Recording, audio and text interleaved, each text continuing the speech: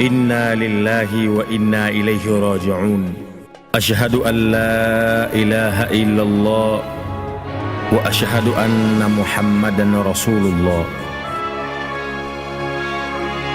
Anatamani kusema kwa taabu anayoipata, lakini anashindwa. Anaona haya kukogeshwa, mwili wake hauna nguvu tena ya kunyanyuka. Angependa kukoga mwenyewe, lakini maskini inasikitisha.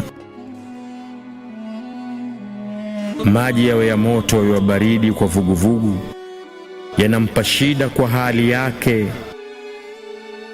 Huzuni kubwa inamshika, analalamika lakini hawezi kukabiliana na hali hiyo. Kullu man alaiha fan wa yabqa wajhu rabbuka dhul jalali wal ikram. Kila kilichokuwepo kitaondoshwa na itabaki nuru ya Mola wako. Aish kama shi'ta walakin satamut.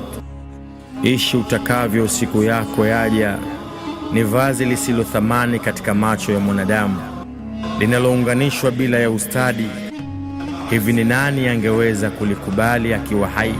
Hivi ni nani angeweza kuvishwa sanda hii akiwa hai? Lakini kwa nguvu za Allah haliwezi kupingika, kwani Mola muumba ametaka iwe na imekuwa. Shuf kalamu daa, inna fi samai la ibra wa fil ardi la khibra. Khasara kubwa kwa asiyefanya maandalizi. Ila yaumu yubhathun wallahu sari'ul hisab. Na huo ndio mwisho wa mbwembwe na majivuno ya mwanadamu. Sehemu iliyojaa kiza, mwanga hafifu ni shimo la futi 6 lenye mwana wa ndani. Hapo utalala kwa ubavu wa kulia. Liwapi lengo la kuumbwa mwanadamu? Tazama watu walivyojisahau na kukithiri kutafuta riziki katika mgongo wa ardhi, pirika na harakati zao, huku wakiwa na pumbao kwa zongo la dunia, wakiuziana na kununua kwa uongo na majivuno. Wamal hayata dunya illa mata'ul ghurur. Na hayakuwa maisha ya dunia isipokuwa starehe za muda mfupi.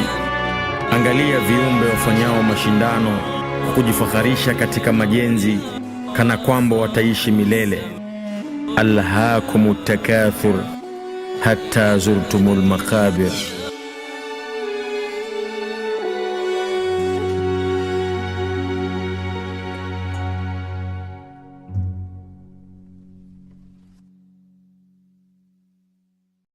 Salami. Salami. Salami. Amka, usitoka kuja kuona hapa. Si unamjua alivyokuwa kisirani?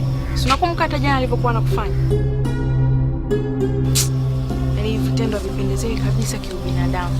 Na nimeumia sana. Basi tumsamehe tu, kwa sababu yeye hajui atendalo, na tuzidi kumwombea dua na Mungu amsaidie. Lakini sifuti tena kumuongelea, kwa sababu mimi ndoa yangu iko safi, na inshallah tuzidi kumwombea dua na Mungu atamsaidia inshallah. Mimi sina neno. Vipi hali ya mtoto nyumbani na mkeo? Afra.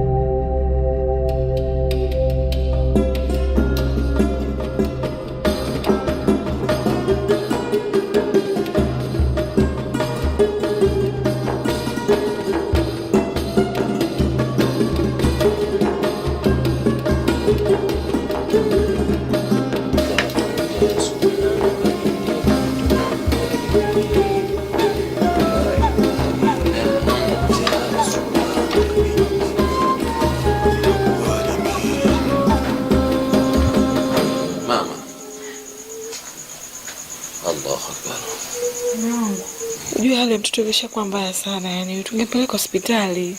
Mtoto amezidiwa sana, mume wangu. Mbona alivyochemka vile? Inshallah Mungu atamsaidia mke wangu. Leo kibarawani mambo hakuwa mazuri, lakini nimemletea dawa inapata moto sasa hivi. Mungu atamsaidia inshallah. Pole mama. Si unajua mwenyewe najisikia vibaya, sema najikaza tu kwa sababu mtoto ndo ana hali mbaya zaidi. Najua mke wangu, inshallah Mungu atakubariki zaidi.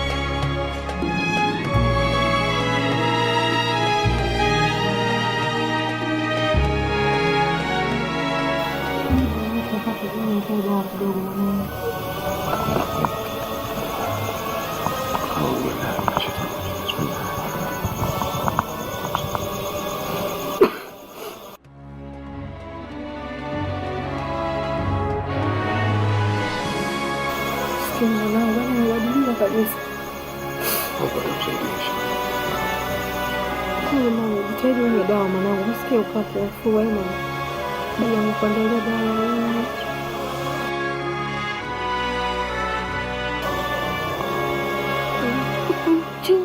Kunywa mwanangu, utapona. Umesikia mama?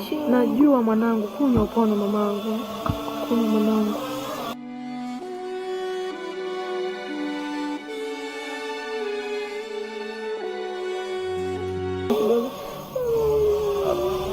Nasikia utapona mwanangu. Kunywa saa kidogo ya mwisho. Basi jitahidi ya mwisho mwanangu. Jitahidi ya mwisho. Nasikia basi mwanangu, pole. Najua. Kunywa tena kidogo. Mama jitahidi. Kunywa kidogo.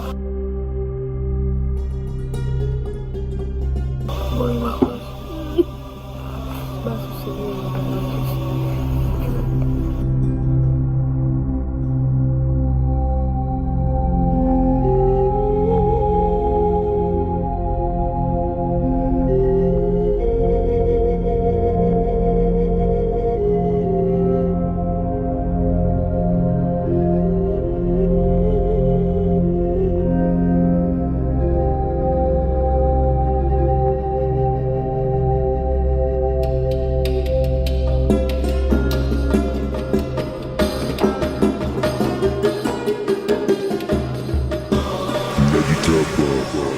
na kujiona bora zaidi ya mwanadamu.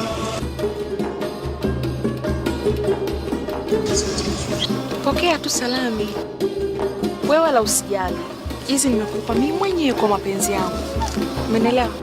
Wala haihusiani kabisa na mshahara wako. Pokea salami. Kwa sababu na upo. Usijali. Ila ningependa umwambie tu bosi, kwa sababu itakuwa ni vizuri zaidi kwamba ajue kama ni performance.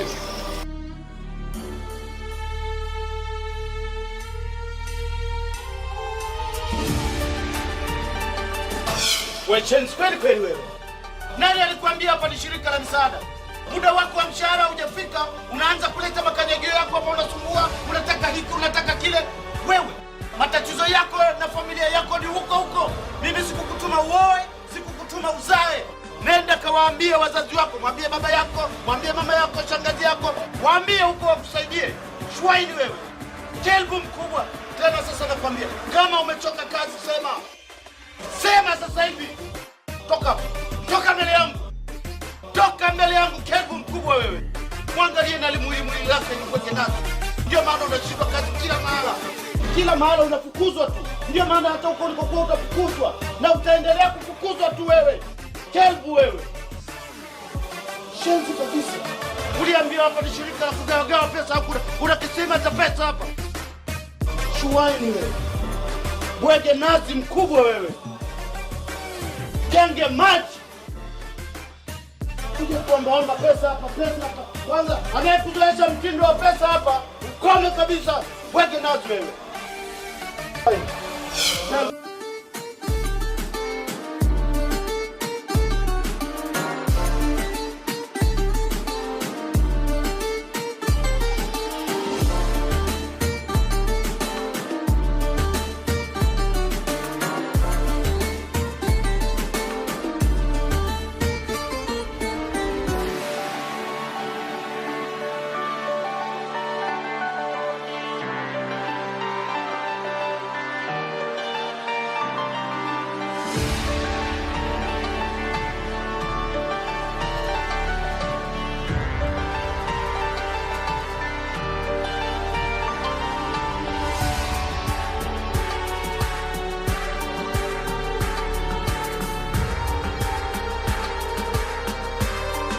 Kula mama, umesikia eh? Baba akija atakuletea kuku. Sawa? Lakini tangani baya. Baba atakuletea keki, amesema atakuletea pipi. Kabaya. Kula kidogo, jitahidi. Meza mwanangu, utafuna. Kibaya. Hautaki keki? Anjibu kwanza, hautaki keki? Mama. Udanganyi kweli mwanangu, jitahidi ule mama ili upate nguvu eh.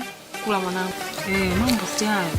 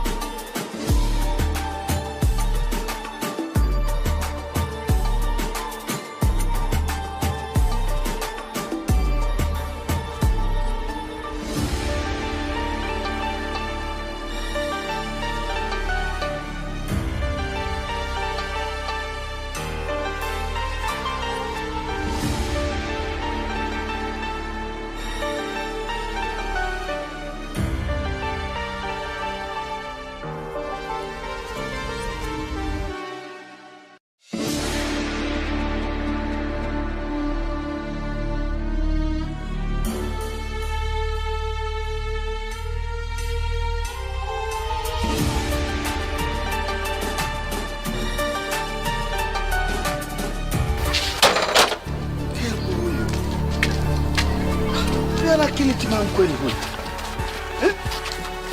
Kila napiga huni, maana ya kumlipa mshahara ni nini? Ninalipa hela ya bure, nalipa pesa ya bure. Pumbavu mkubwa huyu. Kelbu. Mimi nakaa nalipa hela ya bure, napiga huni mara chungu mzima hapa. Hakuna mtu anayesikia hata mmoja.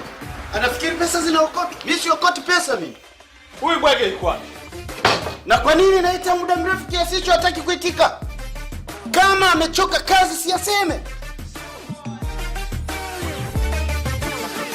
Basi, si unajua una pressure lakini hutaki kuwa na jazba kila wakati jamani. Unaelewa?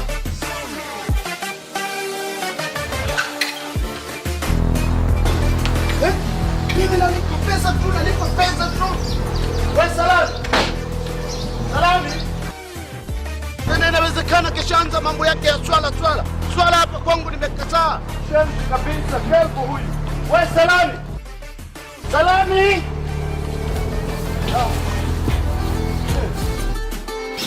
Salami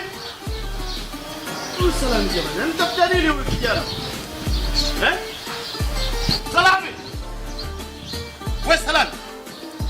Mimi naita kote huko, naita kila maana, naita. Wewe unaninyamazia mimi? Unaifanya usikii? Nenda, kafungue geti kule. Kafungue geti haraka mtende. Unakwenda wapi? Fanya haraka. Mimi naita, unasikia unanyamaza tu. Helbu wewe.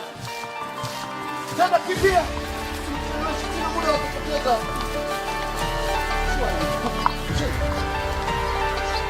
Kazi umetaka mwenyewe. Sikuajiri hapo uje ukae bure. Babu wewe, shikeni tu. Kamera huko. Punda na kulipa hela ya bure tu. Shenzi. Useme tunafanya kweli. Fungua haraka, fungua. Fungua.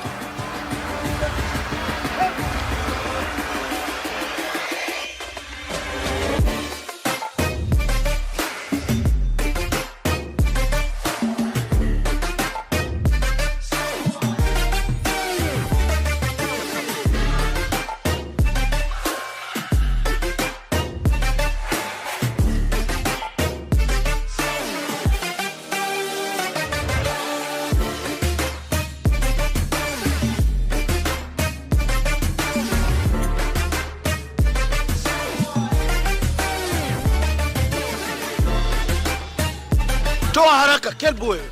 Toa. Mimi sikukuajiri hapa uje ukulala au uje ufanye mambo yako ya kijinga jinga unayofanya kule. Ila. Fanya haraka, fanya haraka. Peleka.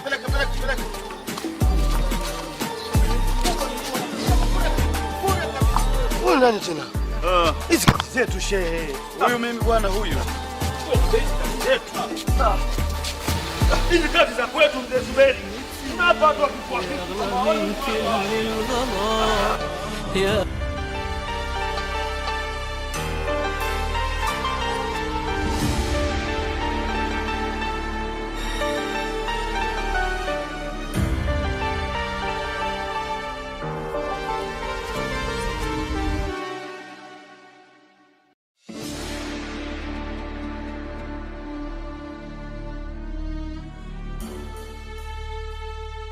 Hebu beba haraka bwana, nina shughuli za kufanya sasa hivi.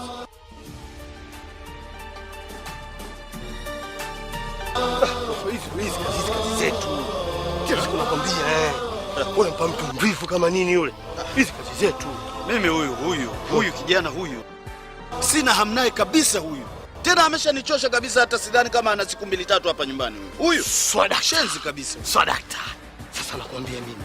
Siku zote ukitaka kufuta mtu nione. Sawa bwana Kifimbo, lakini kwa sasa hivi muache tu huyu kelbu aendelee kufanya hizi shughuli. Bado sijaamua kutaka mtu mwingine. Nikitaka mtu mimi nitakwambia. Sawa, sijali. Sasa bosi Zuberi. Nataka nikuache kidogo. Wewe nenda tu, tutaonana.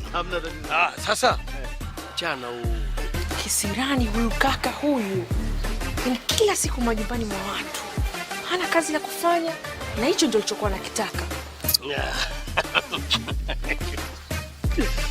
Haya kaka. Hiyo ndo kama hivyo zoezi nilokuambia. Hamna tatizo. Sawa, liko lolote. Mimi kwa sasa hivi sihitaji mtu. Lakini kihitaji kiukweli nitakwambia. Sawa. Haya.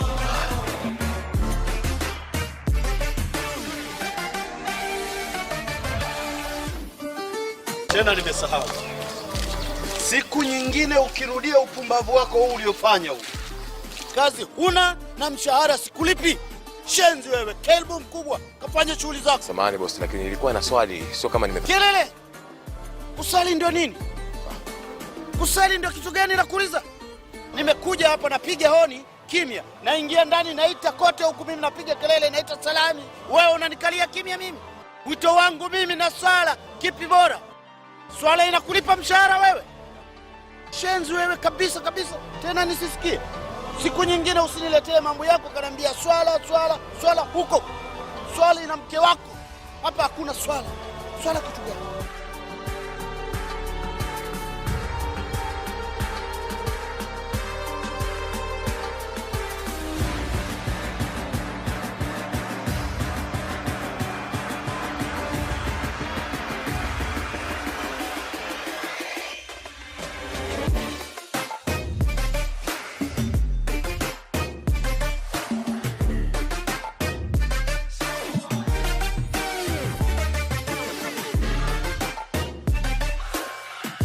Kamalima. Haya, nimekuja. Kama kawaida. Nimeingia tajiri. Yangu hapa. Wetu tunajua tena. Shefe katika mibanda kama hii migao. Safi. Wema, leta habari. Safi. Leta chakula gani? Mama Lima natambua. Ameshaingia hapa.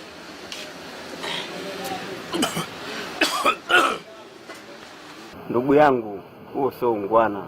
Toka umefika hapa hujasalimia watu wala nini. Dini yetu ya Kiislamu. Mwenzako anapokusemesha basi jaribu hata kumuitikia kidogo. Anakusalimia inabidi hata muitikie. Katika dini ya Kiislamu inasema shekhe, mtu unapokula lazima useme Bismillahirrahmanirrahim. Ni kinga kwa pale unapokula katika kinywa chako. Ni mojawapo kukingwa na mabaya pale kwa sababu ibilisi unyemelea hata katika chakula. Hiyo ndivyo Mtume Muhammad sallallahu alaihi wasallam akatuhusia namna hiyo. Ni kinga mojawapo katika mazingira yale unayokula. Na lazima ule ukiwa umenawa. Mwalimu. Omba bili. Uniingizie katika bili yangu ile chakula cha leo. Uniingizie katika bili yangu ile. Sema inshallah baba, Mwenyezi Mungu atakupa wepesi. Naona mwanamume. Mwanamume afika sehemu. Yaani mwezi mzima sijalipa. Na na uhakika. Sio kuja hapa tu salamu. Mimi ngoja kufuata salamu hapa. Salamu singine kwa salimia watu mbili huko. Wewe ni wanaume au ni ujinga? Tena ni aibu kabisa ni. Wanaume lijali hao hivyo bwana. Na wala sio ungwana huo. Bwana, mimi sio mjinga. Mjinga ni yule aliyefanya makosa kukuzaa wewe na kuja hapa kutosalia watu. Umesikia?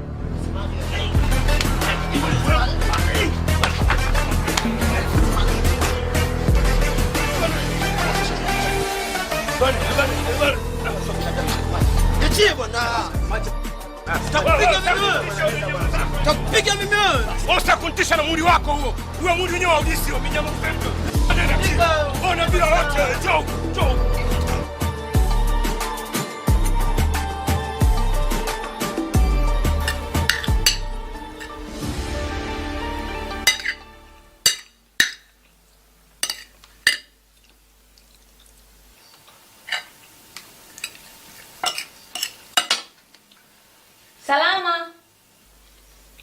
Salama.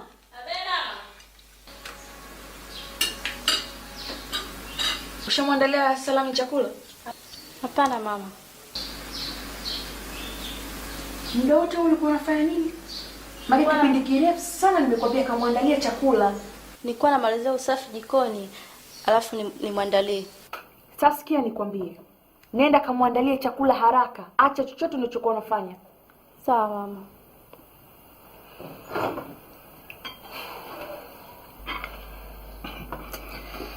Sasa huyu kijana hapa amekuja kufanya kazi au amekuja kula? Hapana mume wangu. Huyu kijana pia ni binadamu na ana haki pia. Umeelewa? Kila siku ya Mungu anafika hapa saa 1 kasoro. Mpaka jioni saa 11 ndo anaondoka. Siku nyingine mpaka anachelewa. Anaondoka saa 2 saa 3. Leo hii kabisa tusimpe chakula kweli? Hapana. Nisikilize Samira. Basi kama ndivyo tumkate mshahara. Mimi siwezi kulisha mtu na nguvu zake na familia yake. Hapana, yule anapaswa kula kwake. Ana mke, ana watoto, ana kila kitu. Wewe unamhurumia kama nani? Tena unadiriki kabisa kumuita Salama kwenye meza ya chakula, unamwambia muandalie Salami chakula. Hii tabia naomba ikome kabisa. Ni nani wako yule? Mume wako, mjomba wako, shangazi yako au nani wako? Wacha kabisa tabia hiyo. Mimi sipendi ushenzi katika nyumba yangu. Ana nguvu zake, anatakiwa atafute chakula mwenyewe. Sijawahi kukutusi mke wangu, lakini leo nakwambia wewe ni kelbu. Wacha kabisa tabia hiyo. Fanya kazi ya kutafuta pesa kwa sababu ya familia yangu na wewe. Sio yeye yule. Salama. Achana kabisa na hiyo biashara ya kumwandalia huyu mbweha chakula. Sawa. Na wewe utakuwa kelbu sasa hivi. Shenzi. Una shida gani? Sema haraka. Kwanza nani kakutumia ni mjia? Tulikuwa tunapita nyuma tukakuta mlango wazi. Kwa hiyo mkikuta mlango wazi? Samahani baba yangu. Baba, kama unavyoona hali ya mama yangu hapa. Haoni. Hawezi kufanya kazi yoyote. Kula yake, kuvaa yake, pia kuombaomba. Kelbu mkubwa wewe. Hivi mimi naweza kuzaa mjusi kama wewe? Na kuuliza naweza kuzaa mjusi kama wewe? Na wewe mama kipofu. Umepita kwenye majumba yote huko kuona pa kuingia isipokuwa huku. Nisaidie baba. Nikusaidie nini? Wewe toka. Hebu kwenda huko. Naima sogea. Kwenda. Toka. Kwenda. Salami! Nini tatizo kwao? Kwa ukosefu wa macho yao? Je, walipenda kuwa hivyo? Kelbu mkubwa wewe! Kama kazi imekushinda sema! Narudia tena, kama kazi imekushinda kusanya hawa vinyago wenzako toka nao nje! Kelbu mkubwa wewe! Unashikilia mambo yako ya swala kila wakati! Kwenda! Unafanya swala kila wakati, swala tu. Unaacha kulinda geti. Takataka kama wanaingia ndani. Ondoa takataka wako hao. Kalbu. Mungu. Maskini ndio kama hivi tunateseka. Matajiri mbuka hapa. Angalia usije ukaingia katika hasara kwa neema zake Allah. Katika mali zenu kuna haki ya wanaoomba na waliojizuia. Usimdhihaki, usimkebei wala kumsukuma kwa mali alizokupa Allah subhanahu. Ama mnadhani Mungu hakuthamini na kuwaona kuwa wana haki kwake? Inauma sana, inachoma.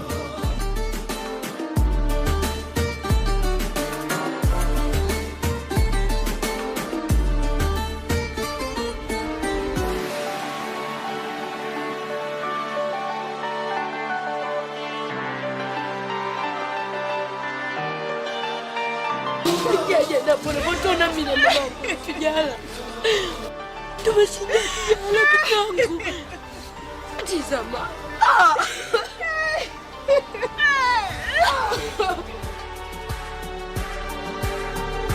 Asante kaka. Asante. Bakubariki.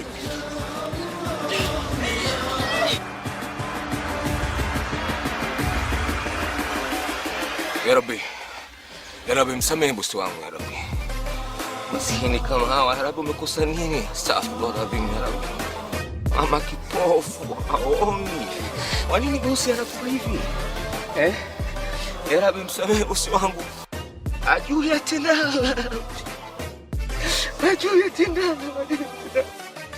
Ya Rabbi msamehe bosi wangu. Msamehe bosi wangu ya Rabbi.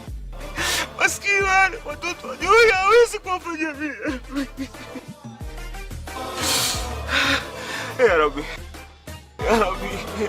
msamehe bosi wangu ya Rabbi. Ajui tena. Msamehe.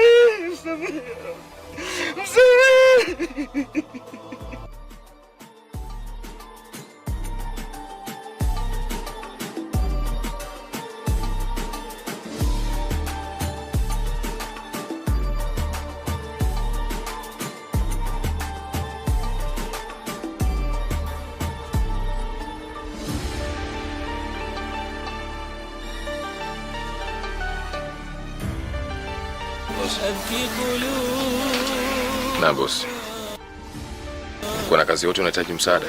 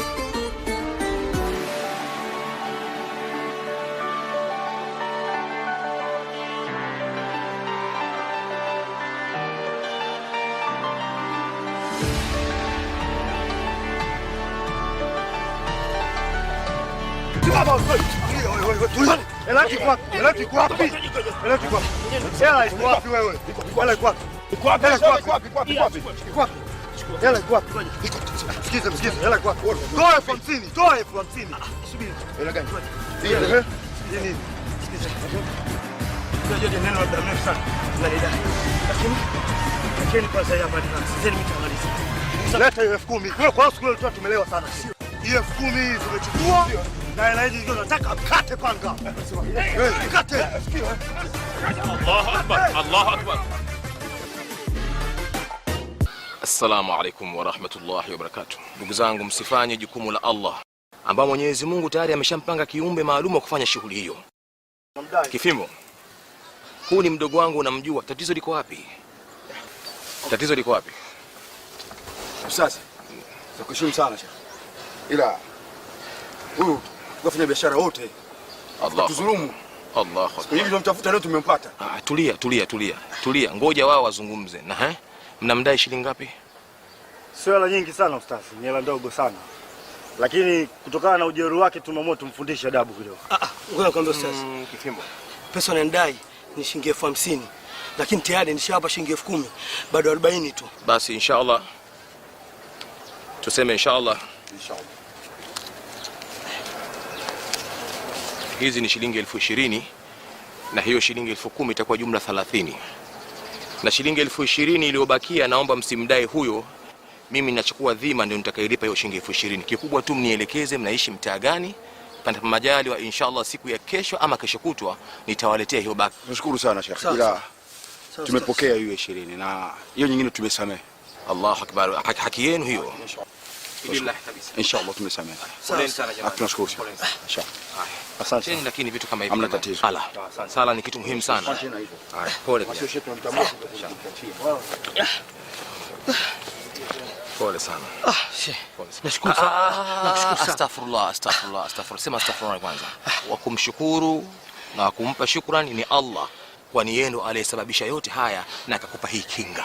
Mimi ni binadamu, ni mtu wa kawaida sana. Wa kumshukuru nani? Ni Allah. Moja ya njia nzuri kufuata yale aliyotuamrisha na kuyakataa yale aliyotukataza. Tuseme inshallah. Pole sana.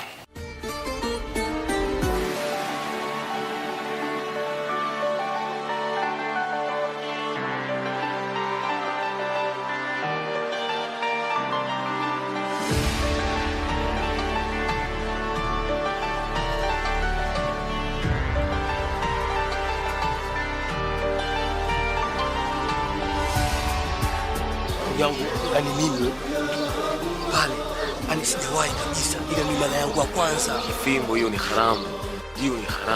Wanasema makatazo: mnywaji, mpelekaji, mtayarishaji, mtengenezaji, wote na lao hili finali. Haya mambo ndugu yangu unatakiwa kuyawacha kabisa. Uende katika ile sirata mustaqim, njia ile unyooka. Wewe hujui wakati gani Mungu anaweza kukuhitaji. Hebu kaa ufikiri katika maisha yako. Hujui wakati gani Mungu atakutaka. Roho haina muda maalum wa kuweza kutoka. Muda wowote roho inaweza kutoka. Tukushie hayo basi mtoto wangu. Shidani. Basi inshallah tuingie msikitini kidogo kwa ajili ya kuweza kupata raka mbili za sunna na kuweza kusikiza darasa. Mungu Mwenyezi Mungu alikuwa kwa mtihani uliopita na inshallah kwa baraka zake aweze kuona mtihani ujao inshallah. Sawa Sheikh, acha kidogo. Bado hali yangu sio nzuri. Pole sana. Nenda nyumbani tu mara moja kwa msana. Hata msikitini na msalani inshallah. Sawa, sijakataa. Acha tu Sheikh. Wewe tangulia. Tuko pamoja, tangulia tuko pamoja. Nenda kidogo.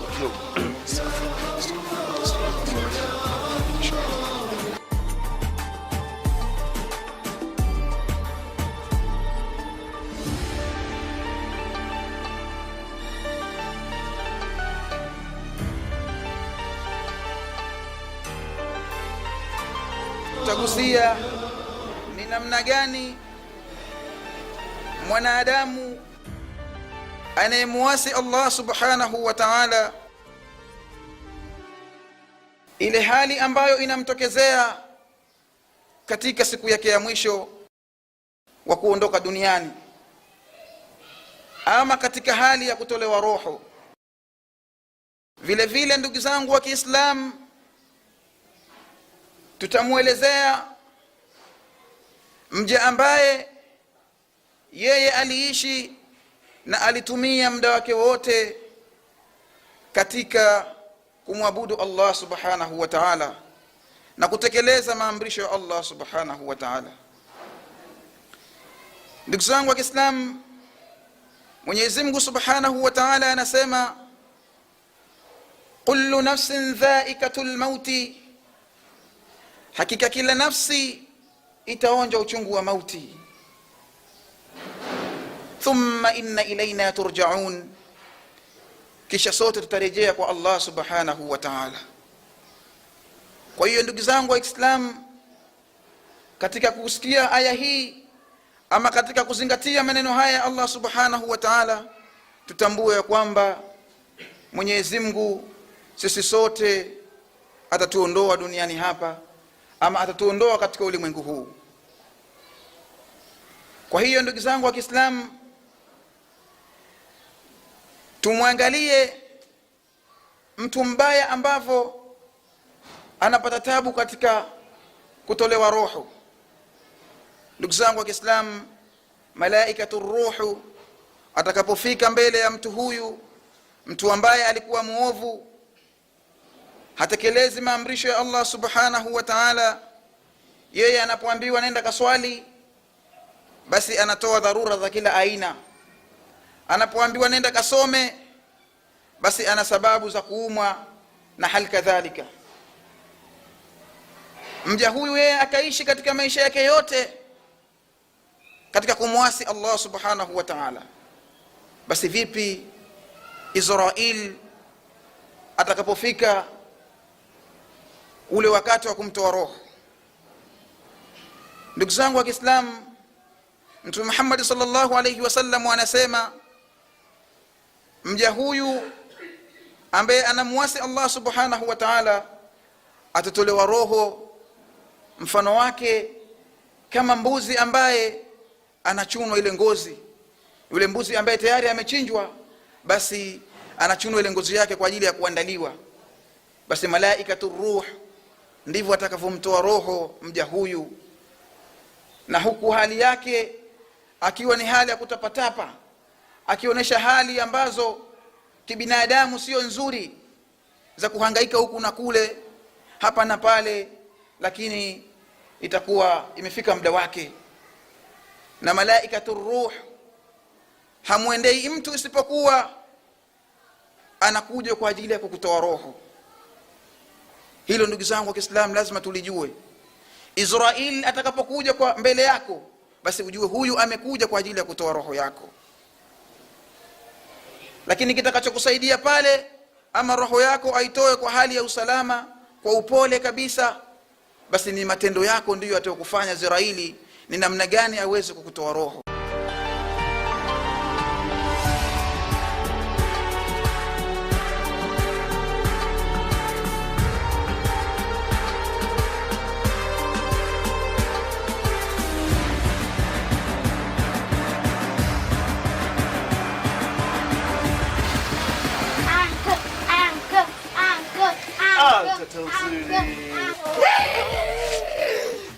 Naona unacheza, unafanya mazoezi.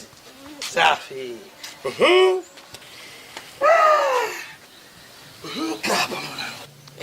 Anka, zawadi yangu ipo wapi? Zawadi yako ipo na nitakuletea. Umeniambia utaniletea, zawadi yangu ipo wapi anko? Nitakuletea. Mimi nitakuletea. Kesho napita tena. Nikipita tu. Nakupa zawadi yangu. Uliniahidi utaniletea, naomba zawadi yangu. Nikwambia kitu mtoto mzuri. Laiti kama wewe ungejua baba yako alivyokuwa akupendi. Kama unajui kama baba yako ana mke mwingine hapa nje ni mama yako. Na kuna ndugu zako wengine hao wawili.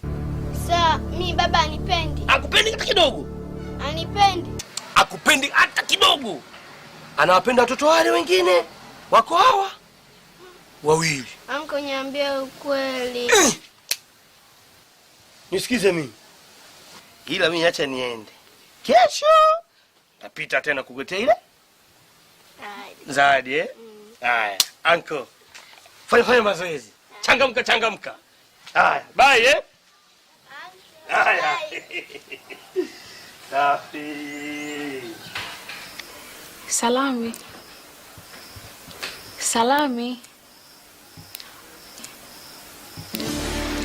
Unajua nimekuvumilia kwa muda mrefu sasa. Salami. Mimi nina hisia na wewe Salami. Stop.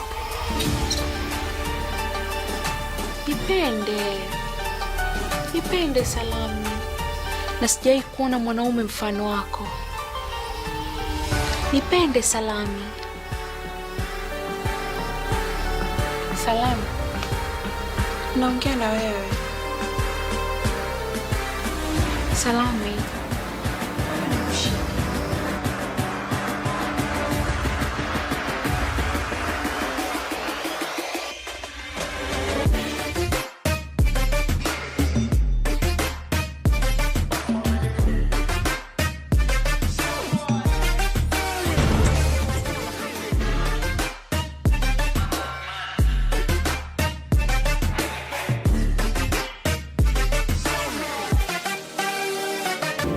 Una tatizo gani?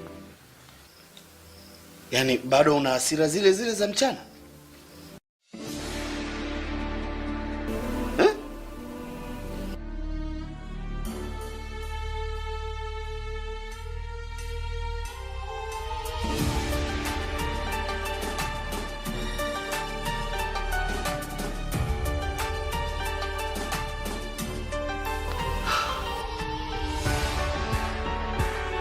Salama.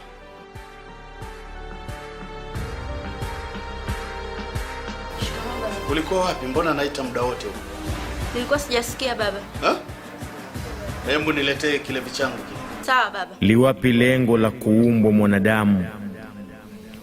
Mume wangu, siwezi kuendelea kuvumilia hii hali. Nimekuvumilia sana mume wangu.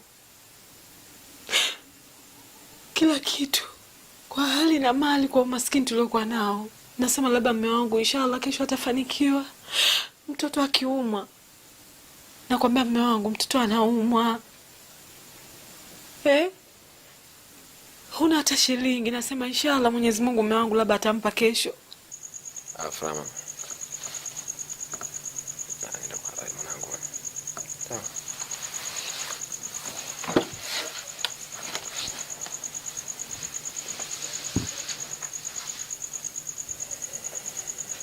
Kuna vitu mimi nakuwa na vihitaji vya ndani mwenyewe. Nahitaji nivae vizuri, nipendeze kama wanawake wengine. Unashindwa kunihudumia mume wangu. Unasema inshallah Mwenyezi Mungu mume wangu atampa iko siku kwa mapenzi yangu makubwa nilionayo kwako. Lakini leo hii malipo yako unakuja kunilipa kwa kuniolea mke mwingine wa pili. Mama Afra, hizo taarifa sio sahihi. Kiukweli kabisa hayo unayozungumza mimi siyajui. La ilaha illa Allah. Kwa hiyo hao waliokuja kuniambia wamekusingizia. Mimi na uhakika 100% hawawezi kukusingizia. Wewe ni mtu mzima na una heshima zako. Na hapa maeneo haya yote unaheshimika. Allahu Akbar. Mke wangu nakataa kabisa. Walichoniambia ni sahihi, umeoa mke na una watoto naye hao. Allah. Mimi sihitaji maongezi na wewe mume wangu. Nachoomba unipe talaka yangu. Mama Afra, hata Qur'ani inazungumza kama mwanaume anaruhusiwa kwa hata wake wanne. Sawa, mimi sijakataa, Mwenyezi Mungu ameongea hilo jambo. Lakini ulipaswa unifahamishe kwamba mke wangu mimi nakwenda kuoa mke mwenzio mwingine wa pili. Lakini sio kwenda kujiamlia mwenyewe tu unaenda kuoa kisiri bila mimi kunijulisha. Mama Afra, wewe unajua umewahi. Unatakiwa unisikilize ninachozungumza. Nazungumza kwamba Qur'ani imeruhusu kuoa sisi wanawake hata wanne. Sijakataa. Kwa hiyo hata kama ningelikuwa mke wangu nahitaji kuongeza mke kwa vile Qur'ani haijakataa, ningelikwambia mke wangu mimi sijaoa mke na wala sina watoto. Mume wangu sio kweli. Naomba talaka yangu mume wangu. Sina maongeza hii na wewe. Nimekuvumilia vya kutosha mume wangu. Nakupenda kwa mapenzi yangu yote. Na ninakuthamini kuliko kitu kingine chochote, lakini kwa hili mume wangu siwezi kuendelea kuvumilia, nimechoka.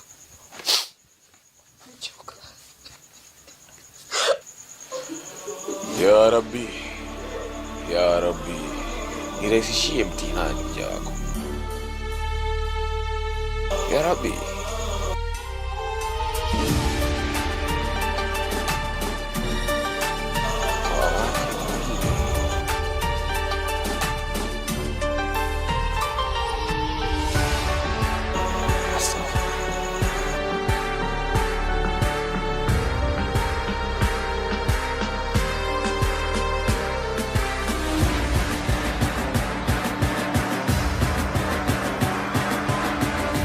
Alhamdulillah. Baba. Kwa unampenda mama? Nampenda sana mama mwanangu. Kama nampenda, mbona jana kuna mtu amekuja amesema una mke mwingine na watoto wawili? Ndio maana jana kwa sitaki hata kuchongea kitu. Tena watoto wazuri kama nini? Takia kazi njema. Subhanallah.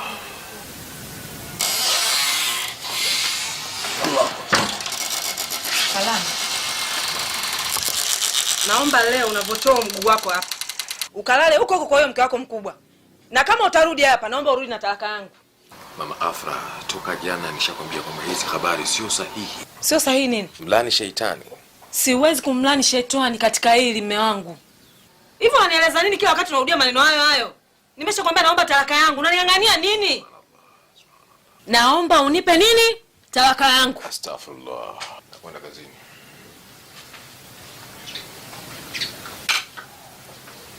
Hivi nimemkosea nini huyu mwanamume mimi ya Rabi?